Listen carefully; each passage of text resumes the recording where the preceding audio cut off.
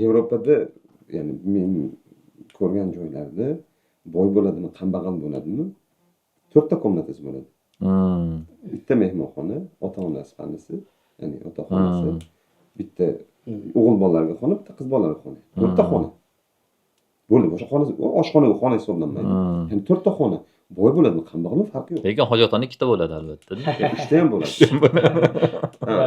Sirasi alohida bo'ladi-da. U hamma o'ziga o'zi alohida. Umumiy bo'ladi bitta bolalarga, bitta ota-onaga, 3 ta ham bo'ladi. Bu normal holat. Lekin uylar imkon qadar kompaktli bo'ladi, baland bo'lmaydi, past bo'ladi, isitish oson, ya'ni kubometr kamayadi, uy past bo'lgan sari. Nimaga degan, issiq oldin tepaga ko'tarilib, to'lib keyin pastga tushib keladi.